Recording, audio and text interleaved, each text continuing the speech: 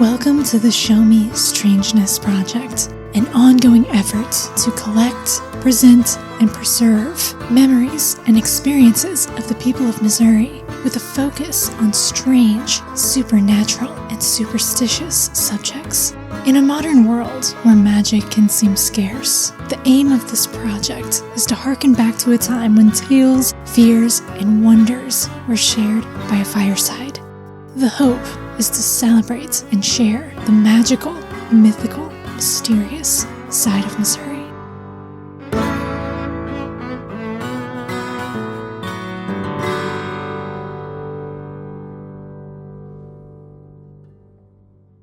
Hello and welcome. I am your host, Anastasia, and I want to tell you a little bit about myself, a little bit about the project, and a little bit about what we're going to be doing on this episode. So, I am from Missouri, born and raised. I'm a writer, I'm a very creative person, and I'm someone who's always been interested in kind of the stranger side of life, maybe even the darker, more morbid side of life. I've always loved ghost stories and fantasy and myth and legend, nature and folklore. And up until recently, I've focused my interest on international folklore with a particular interest in Ireland and Irish folklore, probably because that's where my ancestry is from, but they are just absolutely rich with folklore over there. Anyway, it wasn't until recently I realized I'd never gotten to know my own local folklore and history. So I wanted to make this project as a way for me to explore Missouri folklore and strangeness, and also connect with the community and the people of Missouri. The idea behind the Show Me Strangeness Project is I want to collect stories. I think stories hold immense power. They have so many functions among humans. I mean, they're entertainment, of course. They're how we process and access and interact with emotions. If you go and see a movie or you read a book, we enjoy stories, right? And they're ways that we get into deeper thinking, or, as I said, we access emotions. Even if it's just a comedy, it's a way to laugh. Or maybe you want to watch a drama. Or maybe you want to watch a horror movie and be scared. So there's that function. So they're how we connect with our emotions, but they're also how we connect with each other. Whether it's through a story, you connect with a character, or if you sit around a fireside or a dinner table or just on the couch and you tell stories or you listen to stories, you're connecting with people. Now, back in the day when there wasn't even electricity, people would spend long nights, especially winter nights, around a fire telling stories. Again, as a form of entertainment, but also a way to understand the world or try and understand the world. Maybe just share unusual experiences. Now, some of the best fireside tales are things like ghost stories or strange, unexplainable experiences. And that's really what's going to be the focus of the Show Me Strangeness Project. Those otherworldly, mysterious happenings that happen to so many of us. And even if maybe you haven't had a strange experience, maybe you just enjoy the stories. So my project, which consists not only of this podcast, but also a website. This is where I would like to collect people's stories. You can submit a story. You can write me an email if you like, and you can tell me your story that way. Or you can tell me via an interview, and I'll record it, and it can appear as a podcast. Either way, it'll be archived on my website. I do a transcript of audio interviews I do. You can be anonymous, which is totally fine. Even if we talk in person, I can leave out your name and we can change names, so that's totally up to you. Also, I love looking into history and just digging around online. I've started digging around in old newspapers. So I'm not an academic, I'm not an expert, I'm just an enthusiast and a lover of stories and a collector of stories. I'd like to give you just a little sampling today of some of the things I'm looking for. Whether it's you want to submit or you just want to enjoy what the project has to offer. So first, I'm going to briefly describe some local legend tripping spots. I'll explain what that is in a minute if you're not familiar. Then I'll do a variety of old Ozark superstitions. And finally, I will share a personal paranormal encounter of mine. So let's go ahead and dive right in.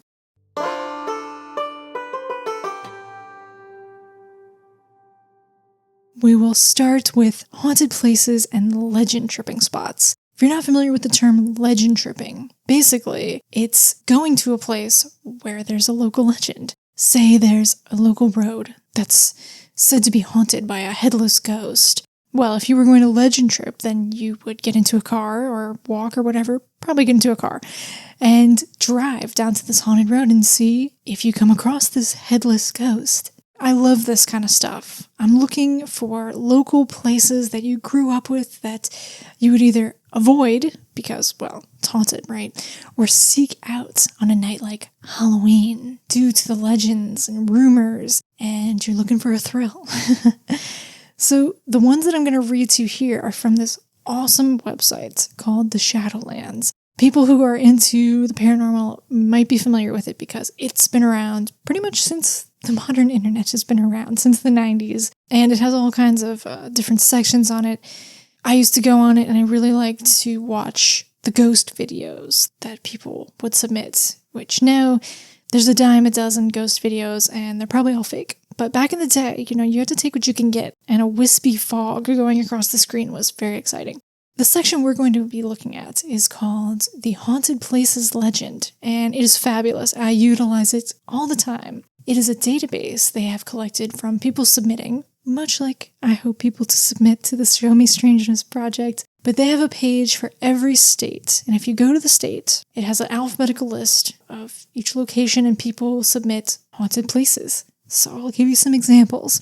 This is a submission about Albany or New Hampton. They're about 8 miles apart, so I guess it's somewhere in the vicinity of Albany and New Hampton, Missouri. It says, quote, "This is an old one-room cabin that sits at the bottom of a large hill. The cabin has been secured with an old-fashioned cot, old wooden table and chair, and a large Bible on the table. At the top of the hill is an extremely old 15 to 20 foot cross. It has been reported that if you look into the cabin, the Bible will be closed, and if you go to the top of the hill and touch the cross and go back, the Bible will be open. This happens regardless of the fact that the cabin is locked. Finding this location is extremely difficult among a maze of gravel and dirt roads. It is said to have been a cemetery site at one time, and then owned by a cult in the 60s and 70s, where many animals were found sacrificed." End quote. Okay, so that's kind of a doozy. Basically, an old creepy cabin and a giant cross on the hill overlooking it, with a Bible inside that seems to open on its own. Now, even though I'm not an expert or an academic or anything, no degrees, I do like to do my research. So obviously I wanted to try and find out is this a real place? Does anyone know where the cabin is? They say it's very hard to find. Just kind of searching in these uncertain terms that I'm given, I couldn't find anything. I couldn't even find any other mention to this kind of legend. Everything leads back to this post, unfortunately. A former cemetery between two towns, pretty hard to find. And then land being owned by a cult in the 1960s and 70s. I mean, that's just classic legend fodder. Probably not true. I also didn't find anything online about that, but I haven't done a deep dive or anything. But so far, nothing's turned up. If anyone has heard this legend, definitely let me know. I'd like to hear more because it's really creepy. So yeah, definitely let me know. The next one is from Bramer, Missouri, and this is about Shiner's Cemetery. It's also sometimes called Shiner Cemetery. It's interchangeably called Shiner's or Shiner Cemetery. Quote, "This is a small cemetery located outside of town. It only contains about 30 graves or less. It is said that if you see a blue light moving in the cemetery, you will have a terrible accident soon after. Several people have reported this to be true." End quote. Okay, so haunted cemeteries. There's a lot of these. One day I can just expand into an episode that is just haunted cemeteries in Missouri. I would love to do that. Perhaps you've heard of one, let me know. So I was able to find this. This is a real cemetery. As they said, very small. I couldn't find a photo of it, and there wasn't any, I do have the address, but there wasn't any street view available on Google Maps. I could just see it from the aerial view on the map, and it does appear to have about 30 or so graves, as they said. It is down a dead-end road among farm fields and tree copses. It looks like a very lonely place. So they mention seeing a blue light moving among the graves, this legend. So in the United States, legends of lights in cemeteries are very common. These are generally what are called, well, some people will call them orbs, but ghost lights, spook lights, this is a really common thing. Lights in cemeteries. I could do a whole episode probably just on that. But I love this part too. This is so typical urban legend, right? Several people have reported this to be true. That you'll have an accident after you see the light. I mean, I guess these people didn't die because they reported that they had a terrible accident. So they can't have died, right? So if you've heard of this legend in the Shriners Cemetery, or if you know of any haunted cemeteries, lights, or otherwise, definitely let me know. The next one is from Sikeston, Missouri, and this is regarding a sewer by Lee Hunter Elementary. It says, quote, "Some people say that if you go on the famous day of Halloween at midnight and shut off your car, in a bit you can hear a baby crying. This is similar to Hart Cemetery," end quote. Okay, so our first haunted sewer. Now, I'm picturing them talking about one of those kind of storm drain sewers like in the movie or the story It, the kind of sewer drain that Pennywise the Clown is seen sticking his little head out of. That's what I'm picturing. And I did look on Street View on Google Maps around Lee Hunter Elementary, and there were these type of sewer grates, as there are in most kind of suburban or urban areas, around the perimeter of the elementary school. Now, which one it is, I don't know. But pretty sinister if you really think about hearing a baby crying down a sewer. It's quite a disturbing connotation. We'll get into baby crying here in a second. I like that this has this mention that says people are encouraged to go and do this on Halloween at midnight. So this is this typical kind of legend-tripping thing. And I'm really interested in this ritual of going to places, this being an activity people do on Halloween. This is something I did with friends on Halloween. And again, you would drive there because you shut off your car. So I really like this kind of pastime. I wonder if kids still do this. Do they still go legend tripping on Halloween? I hope so. Safely, of course. So they mentioned there being a similar story in Hart Cemetery. This is H-A-R-T. And after looking, it appears that Hart Cemetery is also locally called Baby Blue Graveyard, or sometimes Blue Baby Graveyard, because of a legend of the blue baby ghost, sometimes seen as a blue light. We already have 2 blue lights in cemeteries. Other times it's an apparition being carried by their ghostly mother. There actually appears to be a variety of legends at this graveyard, Hart Cemetery, so I'll definitely be setting it aside for a deeper dive. Now, as well as doing future episodes focused on topics such as haunted graveyards in Missouri, I'm also going to do ones, I believe, on specific locations in Missouri. So if I find a place, which I already have found at least one that I've started putting things together for a whole episode, and I'd also like to put together pages on my website dedicated to locations in Missouri. So let's get into this baby crying, this crying baby thing. There are so many haunted bridges in the United States, and there's a great repetition of themes among them. This can be ghostly drowned women, the unseen hands of children who will push cars that are put into neutral, and another one is hearing crying babies. It's so common. I mean, there's a term for it. They're called crybaby bridges. Sometimes they're even called crybaby bridge. I personally love all the repetition of themes among these different haunted places. I don't get tired of it. To me, it's interesting because it's just a shared thing. When things occur again and again and again, cross-culturally in different places, it's very interesting.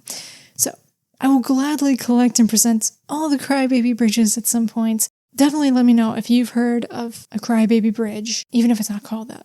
There is all this repetition of themes among bridges, but I did want to find one that was a little unique, a little different. So let's take a look now in New Haven, Missouri. This is on Enoch's Knob Road. Quote, "A very creepy old bridge sits near the end of this road. The lake below is haunted by the spirit of the little boy who fell off of the bridge a long time ago. It is said that late at night, if you go to the bridge and look down, you can see something swimming in the murky waters. Some say he appears as a serpent. Legend also has it that on Friday the 13th, you can see an apparition of a gnome with glowing red eyes climbing up an old dead tree near the bridge. A very spooky place indeed." End quote. Okay, so that is a little different. I mean, the spirit of a little boy who fell off the bridge, a dime a dozen. However, some say he appears as a serpent. You don't hear that too much. That was very interesting to me. And then, legend has it on Friday the 13th, you can go and see a gnome with red eyes. I love that for many reasons. I love the Friday the 13th. You know, we talked earlier about Halloween being one of these times where legend tripping is encouraged. Friday the 13th, of course, makes sense as well. So I was very excited to find this mention of the gnome, not only because it was different, but I actually have a particular interest in legends and folklore regarding fairies, gnomes, anything like that. I mentioned earlier that I have, up until recently, really focused a lot of my interest and research in Ireland. Part of that is my interest in fairy lore, and Ireland has a rich folkloric history with fairies. I'm sure some people are aware of this, but the original folklore of fairies is very different than how the modern attitude and idea of what a fairy is now. I won't go into that now. I talk more about it in my other outlets. I have a blog and I have another podcast that's more general kind of paranormal experiences. This one, of course, I'm focusing on Missouri. Those are on my website, on the Show Me Strangeness website, if you're interested. But I do write articles and talk about fairy lore and, in particular, Irish fairy lore. But I'm definitely hoping to find fairy and gnome lore in Missouri. So I was very happy to find this. This is something I'm going to have to look more into. I just wanted to get a little taste of some legends here. I'm already fascinated by what I found. Hopefully you are too. So definitely have to look more into the New Haven gnome. I mean, I love that. It has a great ring to it. But crazy as it may sound, if you have any experiences or knowledge of anything regarding fairies or gnomes or anything like that in Missouri, I definitely need to know. And in the future, I will present to you what I have so far regarding Missouri fairies. Well, there's some local legend tripping spots for you. Let's go ahead and move on to a couple superstitions. Now, I feel like superstitions aren't as prevalent as they once were. So I think it's something that's probably more of a older generation. Correct me if I'm wrong. I was just trying to think of any superstitions that I currently follow, and none come to mind, but maybe there's ones that I overlook all the time. Here's what my mother just told me, though. I sent her a photo of some elk I had seen that were laying down, and it happened to be raining when I saw them and I took the photo. I sent it to my mom, and she said, quote, "My dad always said animals laying down meant rain. We used to go to my uncle's farm in Cottleville, and if the cows would all be laying down, he'd say, 'It's gonna rain,'" end quote. So this is what is known as a weather sign. Basically, something in nature that indicates incoming weather, like rain, snow, or drought. There are a ton of rain signs, but I couldn't find another source from the books I have on Ozark superstitions about animals lying down indicating rain. But here are some other ones. They say rain can be indicated by a snake crossing your path, dogs eating grass, cats licking their fur or sneezing, chickens ruffling their feathers, roosters crowing at night, owls hooting at daytime, robins singing loudly, flies swarming in the house, horses rubbing on trees or posts. Those are just a few. There were more. Now, some of these you probably hear and can't help but question. I mean, I have 2 cats, and they lick their fur about 100 times a day, and it sure ain't raining every day. Those examples I just gave you were from Philip W. Steele's Ozark Tales and Superstitions from 1983. Vance Randolph, the great folklorist of the Ozarks, expands upon a few of these in his 1947 book, Ozark Superstitions. He says, quote, "If cats sneeze, wash behind their ears, or lick their fur against the grain, it's a sign of rain." I feel like, okay, washing behind their ears, I think that's still a pretty daily occurrence, but licking their fur against the grain, I'll have to watch very closely. But I do feel like that does seem like a little more of a rare occurrence, so maybe he's onto something with that. And then with the horses rubbing themselves, in his book it says, quote, "When horses suddenly stop feeding and begin scratching themselves on trees or fences, then that's a sign of rain."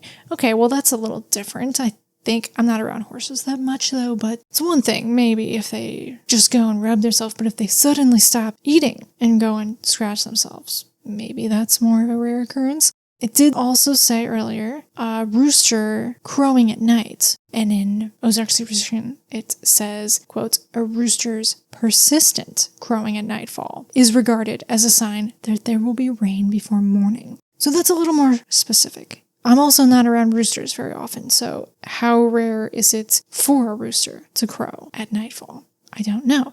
But there's also a rhyme that goes along with it. Quote, "If a cock crows when he goes to bed, he'll wake up with a wet head." End quote. So, those are a bit more specific, though more accurate, I can't say. There are so many others, as I said, rain signs with animals or with things like what color the sun is when it rises. A red sunrise might indicate rain. Speaking of birds, though, there are many superstitions about birds, and that's definitely something I could dedicate an episode to in the future. But I'll just quickly share one. Actually, it said earlier, for a rain sign, an owl hooting during the daytime.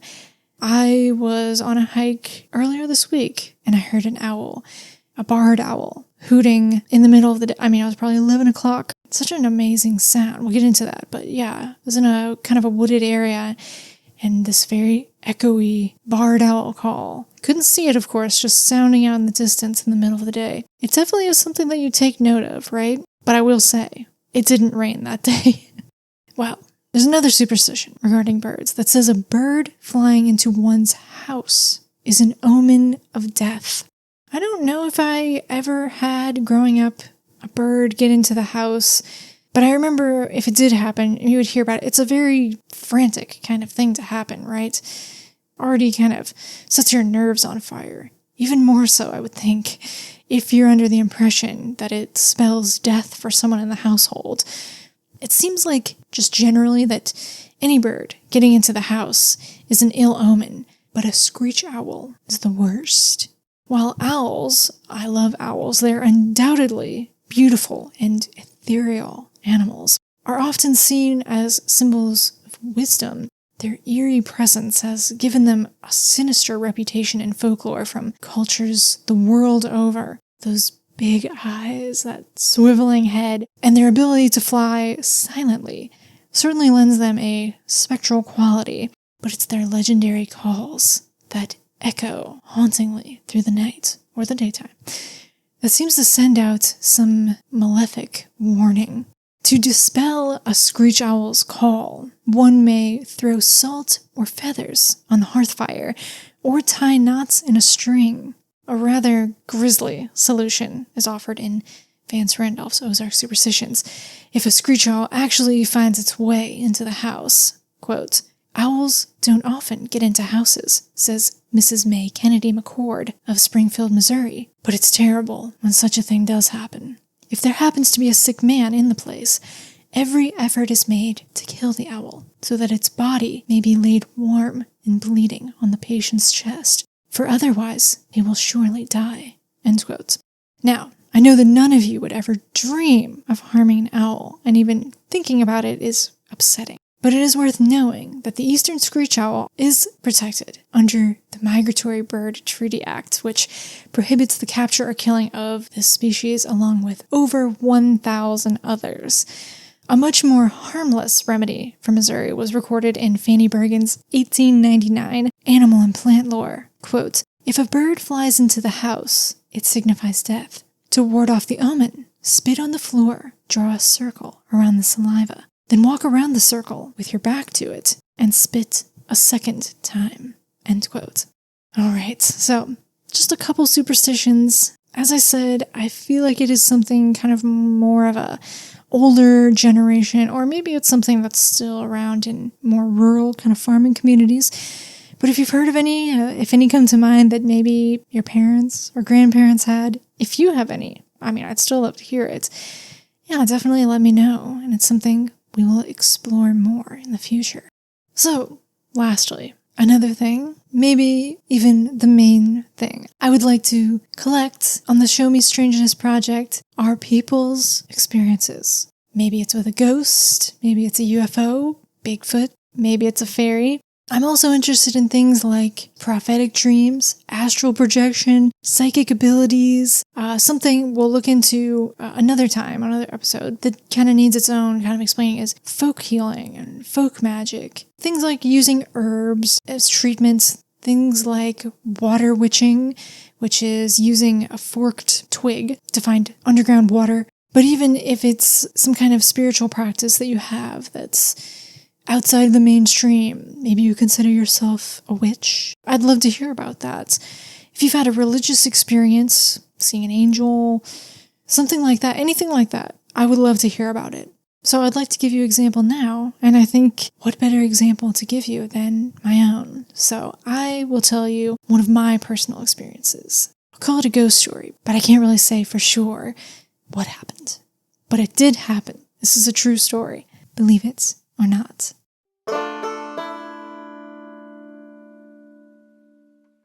So location is an important part of the Show Me Strangeness Project. I, of course, am from Missouri. I am from St. Louis, born and raised. I'm not going to get into too many more specifics than that, just to maintain some privacy. And that's something I'd like to do in the future for guests. Any kind of like specific addresses, location's important, but anything that's too personal, we will keep out because we just want to maintain privacy and also don't want people to go, hopefully people are pretty respectful, but you don't want people to seek out maybe some kind of haunted place, a legend tripping experience in people's backyards and private property, right? So I was very fortunate. I loved the neighborhood that I grew up in. It's a suburban neighborhood, pretty quiet streets, but my favorite thing was the creek that I had at the bottom of my street. So the creek would wrap around my street. I don't even think this creek has a name because I don't know if it's really properly a creek or more just kind of storm runoff. But I did have this nice creek bed, and I would love to look for fossils, and I would love to skip rocks and just be in the creek. However, there was some point where the creek had to cross under the main road that my neighborhood street intersected with. And so for that to happen, the creek bed had to turn into a cement storm drain that was open on top. So if you imagine a square with no top, that's what it was like. And the top of it went a little past my head when I was around 10 years old. I don't know how tall I was. I'll say 4 feet. So maybe it's about 5 feet tall. And on top, it had a wooden fencing to make sure no one just walked right in and fell into the storm drain. And then when it crossed under the street, of course, it became a short tunnel. Very short. It was just a 2-lane road. But to me, I would go and look through under the street and see this tunnel. And I thought it was quite scary. I have always had a fear of the dark. So even though I could see the light on the other side, it was just a little too scary. And I really had no interest in crossing through to the other side. So I would just stay on my side, where I had nice rocks to skip and fossils to find. Well, one day, when I was probably 10 or 11, I was playing with 2 friends my age. We were playing in the creek, and one of my friends proposed that we walk through the tunnel under the road. And I was very resistant to do this because I was afraid. But with the persistence of my friend wanting to do it, we decided to give it a go. So we walked through under the road to the other side. We made it. And then there wasn't really anything to do on the other side. It just continued in this cement half-pipe kind of fashion. We didn't feel compelled to explore further, so we turned around and went back to my side of the street. So as we did this, I was feeling very accomplished. I felt actually quite excited and proud of myself for doing something that I had been so scared to do, and I thought that really wasn't that bad. We did it. So we're kind of celebrating. We just crossed back over onto my side of the street. We're celebrating when all of a sudden this tree branch falls down right in front of us, right in front of our path. And it was a rather large tree branch. I mean, I almost want to call it a tree limb. But, I was a child, so maybe I'm thinking of it a little bigger than it actually was. And if it had fallen on one of us, it would have hurt, and maybe it would have knocked one of us down, but we would have been okay. But it definitely startled us. So, of course, we look up to see where it came from. Now, right where my street goes to meet the main street, there is, well, if it's still there was at least this very big old oak tree. And around it was probably honeysuckle, bushes, and shrubbery. And of course, the wooden fence so that no one walks into the storm drain. So we look up, and there's the oak tree that the tree branch, of course, came from. But standing against the fence, right there, was a man looking down at us. And he was dressed in navy or denim coveralls, like a maintenance worker's jumpsuit. And I even recall a name patch on the breast, like a stitched name patch, although I don't remember the name. And he's wearing a baseball cap. And he's definitely an older man. He has gray or white hair just down to the end of his ears, sticking out around his ears under his cap. And he's got his hands on the fence. And he's looking down at us reproachfully. That's just the vibe that I got, this reproachful attitude. Now, maybe that's because I had just done something that I felt like I shouldn't have done or I didn't want to do.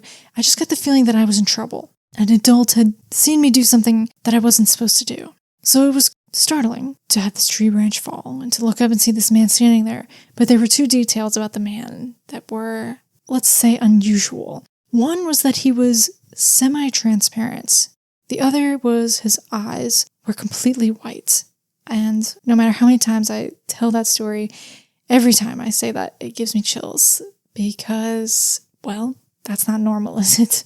So, he's staring down at us with these completely white eyes. Think about if someone rolled their eyes back into their head.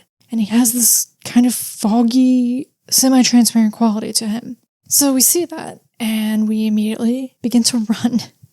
Start running through the rest of the storm drain to get back to the creek bed, the muddy kind of creek bank bed where we can clamber up and run back to my house.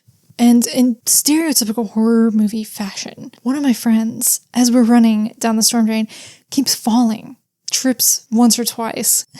And my other friend and I were just like, come on, trying to plead with him to get up so we can run. So when we need to run back to my house, we do have to pass by. We can take a pretty broad way around, but we're going to pass by where the man was. So as we're passing by, I'm expecting to look down and, well, see him, see some sort of maintenance truck. I guess just with there being the tree and the tree limb in my mind, I'm thinking he's some kind of tree maintenance worker. But as we pass by, there's nobody there. There's nobody there by the fence, by the tree. There's no car or truck. There's not enough time for anyone to leave without being seen. And if someone had gotten into a car and driven away really quickly, we would have heard it. We were right there. So basically, he vanished. But I just take this in and we're still running. We're running back to my house. And we get back to my house and we go into my room. We're panting, out of breath, totally freaked out. And I say to my friends, tell me what you saw. Because I wanted other people to speak first before I said what I saw. I remember them saying the same thing. I can't remember, exact words of what my friends said, but I remember us agreeing that we saw a man there. I don't remember if they said all the details that I remember, the white eyes and the transparency, but I remember them saying that there was a man there. And actually, it's been a few years at this point, but I remember at some point I reached out to one of the friends who was with me when this happened. Just like we had not talked in who knows how long, but reached out to him on Facebook Messenger and said, "Do you remember that time we saw a ghost? Did that really happen?" And he did say yes. So it might be time for me to do that again, actually. So I might do that. And if he does remember and maybe wants to tell his side of the story, I'll get back to you. I know people remember things differently, and people can be in the same situation and have a different experience. But I do know that what I saw really happened. Again, I don't know what it was. If that was a ghost at the time, that's what I thought. I thought it was a ghost. Now, I just say I don't know. But it was a very, very spooky experience. I have many, many more stories like that. That's probably my best one. But I have many other stories that I would be more than happy to share another time. Thank you so much for tuning in and listening. And for any interest you may have in the Show Me Strangeness Project, you can listen to this podcast. I will say right now, I can't dedicate myself to any kind of consistent upload schedule. It's just when I have the time, when I can. Something I'd love to do regularly, but realistically, don't know how often that will be. But stay tuned for more. If you're interested, you can also go look at the website, showmestrangeness.com.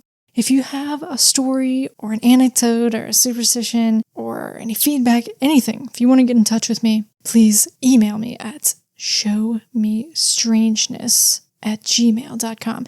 Everything will be linked in the description of wherever you're listening. So again, thank you so much for listening. I hope you enjoyed it and it could help keep the world just a little bit strange for you. Good night.